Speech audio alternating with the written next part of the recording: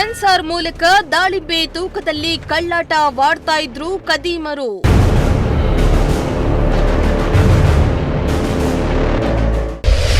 ರೈತರ ಕೈಗೆ red hand ಆಗಿ ಸಿಕ್ಕಿಬಿದ್ದ ಖತರ್ನಾಕ್ ವಂಚಕರು.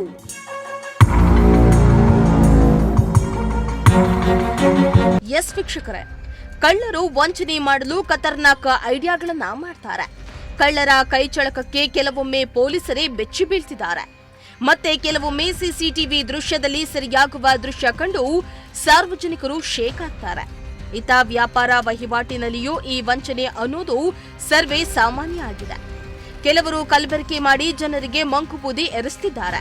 ಮತ್ತೆ ಕೆಲವರು ತೂಕದಲ್ಲಿ ಮೋಸ ಮಾಡಿ ವಂಚನೆ ಮಾಡ್ತಾರೆ. ಇಂತಹ ಪ್ರಕರಣಗಳನ್ನ ನಾವು ನೋಡಿದ್ದೇವೆ, ಕೇಳಿದ್ದೇವೆ. ಇಂತಹದ್ದೇ ವಂಚನೆ ಪ್ರಕರಣವೊಂದು ಚಿಕ್ಕಬಳ್ಳಾಪುರದಲ್ಲಿ ಬೆಳಕಿಗೆ ಬಂದಿದ್ದು, ದಾಳಿಂಬೆ ತೂಕದಲ್ಲಿ ವಂಚನೆ ಮಾಡ್ತಾ ಇದ್ರು. ಇದನ್ನ ಕಂಡ ರೈತರು ಕಳ್ಳರನ್ನ ರೆಡ್ ಹ್ಯಾಂಡ್ ಆಗಿ ಹಿಡಿದಿದ್ದಾರೆ.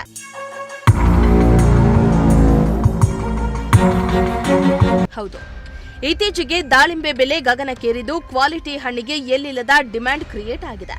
ಕೇವಲ ಸುತ್ತಮುತ್ತಲಿನ ವರ್ತಕರು ಮಾತ್ರವಲ್ಲದೆ ಹೊರ ರಾಜ್ಯದ ವರ್ತಕರು ಸಹ ಚಿಕ್ಕಬಳ್ಳಾಪುರ ಜಿಲ್ಲೆಯಲ್ಲಿ ದಾಳಿಂಬೆ ಖರೀದಿಗೆ ಲಗ್ಗೆ ಇಟ್ಟಿದ್ದಾರೆ.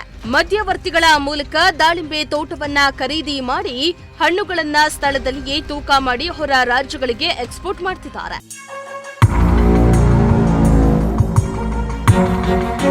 ಅಂದಹಾಗೆ ಚಿಕ್ಕಬಳ್ಳಾಪುರ ಜಿಲ್ಲೆ ಮಂಡಿಕಲ್ ಹೋಬಳಿಯ ಬೋಗಪರ್ತಿ ಗ್ರಾಮದ ರೈತ ನರಸಿಂಹಮೂರ್ತಿ ಉತ್ತಮ ಗುಣಮಟ್ಟದ ದಾಳಿಂಬೆಯನ್ನ ಬೆಳೆದಿದ್ದಾರೆ. ಕಳೆದ ಭಾನುವಾರವಷ್ಟೇ ಮುಂಬೈ ಮೂಲದ ವರ್ತಕನಿಗೆ ಸ್ಥಳೀಯ ರೈತರೊಬ್ಬರು ಪರಿಚಯಿಸಿದ್ದು, ಮಧ್ಯವರ್ತಿಯ ಮೂಲಕ ದಾಳಿಂಬೆಯನ್ನ ತೂಕ ಹಾಕಿ ಟನ್ಗಟ್ಟಲೆ ಹಣ್ಣನ್ನ 2 ಗಾಡಿಗಳಿಗೆ ಲೋಡ್ ಮಾಡಿ ಕಳಿಸಿಕೊಟ್ಟಿದ್ದಾರೆ. ಇನ್ನು ಸೋಮವಾರವೂ ಸಹ ಇದೇ ವರ್ತಕರಿಗೆ ಕಟಾವು ಮಾಡಿದ ದಾಳಿಂಬೆ ಹಣ್ಣಿನ ಕ್ರೇಟ್ಗಳನ್ನ ತುಂಬಿ ಅವರೇ ತಂದಿದ್ದ ತೂಕದ ಸ್ಕೇಲ್ನಲ್ಲಿಟ್ಟು ತೂಕ ಮಾಡಿದ್ದಾರೆ. ಇಲ್ಲಿಂದಲೇ ನೋಡಿ ವಂಚಕರ ಅಸಲಿ ಕಹಾನಿ ಶುರುವಾಗಿತ್ತು. ಸ್ಕೇಲ್ನಲ್ಲಿ ಸೆನ್ಸರ್ ಅಳವಡಿಸಿ ವರ್ತಕನ ಸಿಬ್ಬಂದಿಯೊಬ್ಬ ರಿಮೋಟ್ ಮೂಲಕ ರೈತರೊಂದಿಗೆ ಕಣ್ಣಾಮುಚ್ಚಾಲೆ ಆಟ ಆಡಿದ್ದಾನೆ. 5 ವರ್ಷದಿಂದ ದಾಳಿಂಬೆ ಬೆಳೀತಾ ಇದ್ದೀವಿ. 5 ವರ್ಷದಿಂದ ಇವಾಗ ಕೊಯ್ಲು ಬಂದಿತ್ತು. ಕೊಯ್ಲು ಬಂದಾಗ ನಿನ್ನೆ ಒಂದು ಗಾಡಿ ಹೋಯ್ತು, ಇವತ್ತೊಂದು ಗಾಡಿ ಹೋಯ್ತು. ನಿನ್ನೆ ನಾವು ಚೆಕ್ ಮಾಡ್ಕೊಳ್ಳಿಲ್ಲ, ಇವತ್ತು ನಾವು ಚೆಕ್ ಮಾಡ್ಕೊಂಡ್ವಿ. ಚೆಕ್ ಮಾಡ್ಕೊಂಡಾಗ ಕ್ರೇಟ್ಗೆ ಒಂದು 4 kg ಡಿಫ್ರೆನ್ಸ್ ಬರ್ತಾ ಇದೆ, 4 5 kg ಡಿಫ್ರೆನ್ಸ್ ಬರ್ತಾ ಇದೆ. ಅವರು ಸ್ಕೇಲು ಏನು ಅಡ್ಜಸ್ಟ್ಮೆಂಟ್ ಮಾಡ್ಕೊಂಡ್ಬಿಟ್ಟು ರಿಮೋಟ್ ಇಟ್ಕೊಂಡಿದ್ದಾರೆ. ರಿಮೋಟ್ ಪ್ರೆಸ್ ಮಾಡ್ತಾ ಇದ್ರೆ 4 kg ಕಮ್ಮಿ ತೋರಿಸುತ್ತೆ, ಜಾಸ್ತಿ ತೋರಿಸುತ್ತೆ. ರೈತರು ತುಂಬಾ ಮೋಸ ಮಾಡ್ತಾ ಇದ್ರು. ರೈತರು ಅಂದ್ರೆ ಏನು ಎಲ್ಲಾರ್ಗು ಇದಾಗೋಗಿದೀವಿ. ಏನ್ ರೈತರು ಕಷ್ಟ ಅಂತ ಎಷ್ಟು ಗೊತ್ತಿರುತ್ತೆ. ಜಾಸ್ತಿ ತುಂಬಾ ಜನಕ್ಕೆ ರೈತರಿಗೆ ಮೋಸ ಮಾಡ್ತಾ ಇದ್ರೆ ಆದಷ್ಟು ಬೇಗ ಇದ್ರ ಬಗ್ಗೆ ಅಧಿಕಾರಿಗಳು ಎಚ್ಚೆತ್ಕೊಳ್ಬೇಕಣ್ಣ. ಜಾಸ್ತಿ ಮೋಸ ಮಾಡ್ತಾ ಇದ್ರು ರೈತರಿಗೆ. ನಮ್ದು ಹೆಚ್ಚು ಕಮ್ಮಿ ಒಂದು 3 ಟನ್ ಲಾಸ್ ಆಗಿದೆ ಅಣ್ಣ ತೂಕದಲ್ಲಿ. ಅದು 1 ವರ್ಷ ಕಷ್ಟಪಟ್ಟಿರ್ತೀವಿ. 1 ವರ್ಷ ಕಷ್ಟಪಟ್ಟು ರಾತ್ರಿ ಹಗಲು ಬಿಸಿಲಂದ ಮಳೆ ಅಂದ ಎಷ್ಟು ಕಷ್ಟಪಟ್ಟಿರ್ತೀವಣ್ಣ. ಬರ್ತಾರೆ, ಬಂದ್ಬಿಟ್ಟು ಒಂದು ದಿನಕ್ಕೆ 1 ಟನ್ ಕಳ್ತನ ಮಾಡ್ಕೊಂಡು ಹೊರಟೋದ್ರೆ ಯಾರಣ್ಣ ಇದು ನ್ಯಾಯ ಕೊಡ್ಸೋರು? ಯಾರಣ್ಣ ತುಂಬಾ ಮೋಸ ಮಾಡ್ತಾವ್ರಣ್ಣ. ಇದು ನಮ್ಗೆ 1.5 ಟನ್ ಮೋಸ. ಇನ್ನು ಪ್ರತಿ ಕ್ರೇಟ್ನಲ್ಲಿ ಬರೋಬ್ಬರಿ 2 ರಿಂದ 3 kg ವಂಚನೆ ಮಾಡಿದ್ದು, ಗ್ರಾಮದ ಸ್ಥಳೀಯನೊಬ್ಬ ಈ ಸೆನ್ಸರ್ ಕರಾಮತ್ತನ್ನ ಕಂಡು ಸ್ಥಳದಲ್ಲಿಯೇ ರೆಡ್ ಹ್ಯಾಂಡ್ ಆಗಿ ಹಿಡಿದಿದ್ದಾನೆ.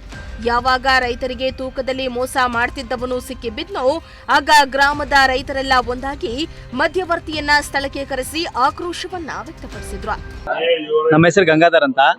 ಈ ಘಟನೆ ನಡೆದಿರೋದು ದಾಳಿಂಬೆ ಕಳ್ತನ ನಡೆದಿರೋದು ಬೋಗಪರ್ತಿಯಲ್ಲಿ. ಶ್ರೀತಾರಾಮಪ್ಪ ಅನ್ನೋರ ಹೊಲದಲ್ಲಿ ಕಳ್ತನ ಮಾಡಿದಾಗ ಆಲ್ರೆಡಿ 2 ಟನ್ ಕಿತ್ತಿದ್ದಾರೆ, 2 ಗಾಡಿ ಕಿತ್ತಿದ್ದಾರೆ. ಇದು 3ನೇ ಗಾಡಿಯಲ್ಲಿ ಸಿಗಾಕೊಂಡಿದ್ದಾರೆ. ಅದು 30 ಕ್ರೇಟ್ ಇದ್ದಾಗ ಮಾತ್ರ ಸಿಗಾಕೊಂಡಿದ್ದಾರೆ. ಇವರು ಏನ್ ಮಾಡಿದ್ದಾರೆ ಅಂತಂದ್ರೆ ಸ್ಕೇಲ್ಗೆ ರಿಮೋಟ್ ಕಂಟ್ರೋಲ್ ಅಟ್ಯಾಚ್ಮೆಂಟ್ ಮಾಡ್ಕೊಂಡ್ಬಿಟ್ಟು 1 ಕ್ರೇಟ್ಗೆ ಬಂದು 18 kg ಇಡ್ತಾ ಇದ್ರು. ಆದ್ರೆ ಇವಾಗ ಅದು 25 kg ಬರ್ತಾ ಇದೆ. ಅಂದ್ರೆ 1 ಕ್ರೇಟ್ಗೆ 2 kg ತೆಗೆದ್ಬಿಟ್ರು, 1 ಕ್ರೇಟ್ಗೆ 3 kg ನ ಕಳ್ತನ ಮಾಡ್ತಾ ಇದ್ದಾರೆ. ಇದೇ ತರ ಮಾಡಿದ್ದಾರೆ ಅಂತಂದ್ರೆ ಒಂದು ಗಾಡಿಗೆ ಬಂದು 500 ರಿಂದ 600 kg ಅಪ್ರಾಕ್ಸಿಮೇಟ್ಲಿ ಅಂತಂದ್ರೂ ಮ್ಯಾಕ್ಸಿಮಮ್ ಒಂದು 3 ಟನ್ ಕಳ್ತನ ಮಾಡಿರ್ತಾರೆ. ಅದರಿಂದ ಇವಾಗ ರೈತರಿಗೆ ನ್ಯಾಯ ಕೊಡಿಸ್ಬೇಕಂತ ಎಲ್ಲಾನು ಇದು ಮಾಡಿದ್ದಾರೆ. ಅದು ಆದ್ಮೇಲೆ ಇದು ಇವರೊಬ್ಬರಿಗೆ ಮಾಡಿರೋದಂತಲ್ಲ, ಇವರು ಕನಿಷ್ಠ ಅಂತಂದ್ರೆ ಒಂದು 6 ತಿಂಗಳು ದಾಳಿಂಬೆ ಬಿಸ್ನೆಸ್ ಅಂತಂದ್ರೆ ಒಂದು 3 ತಿಂಗಳು ನಡೆದಿರ್ತದೆ.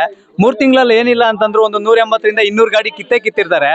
ಅಂದ್ರೆ ಒಂದು 180 ಗಾಡಿ ಅಂತಂದ್ರೆ 180 ಜನ ರೈತರಿಗೆ ಮೋಸ ಮಾಡಿರ್ತಾರೆ. ಒಬ್ಬ ರೈತರಿಗೆ ಏನಿಲ್ಲ ಅಂತಂದ್ರು 3 ರಿಂದ 4 ಟನ್ ಕನಿಷ್ಠ ಅಂತಂದ್ರು ಒಂದು 4 ಟನ್ ಕಳ್ತನ ಮಾಡಿರ್ತಾರೆ.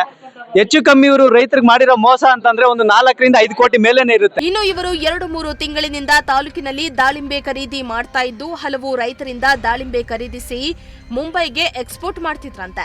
ಈ ವಂಚನೆ ಬಗ್ಗೆ ಮಧ್ಯವರ್ತಿಯನ್ನ ದಬಾಯಿಸಿ ಕೇಳಿದ್ರೆ ಆತ ಇಂಗು ತಿಂದ ಮಂಗನಂಗಾಗಿ ನಂಗೂ ಇದಕ್ಕೂ ಸಂಬಂಧ ಇಲ್ಲ, ನಾನು ಕೇವಲ ಮಧ್ಯವರ್ತಿ ಅಷ್ಟೇ, ವರ್ತಕನ ಫೋನ್ ಸ್ವಿಚ್ ಆಫ್ ಆಗಿದೆ ಅಂತ ರೈತರ ಕಿವಿಗೆ ಕಲರ್ಫುಲ್ ಹೂವನ್ನ ಮುಡ್ಸೋಕೆ ಸಿದ್ಧನಾಗಿದ್ದ. ಒಂದು 0% ತಪ್ಪಿದೆ.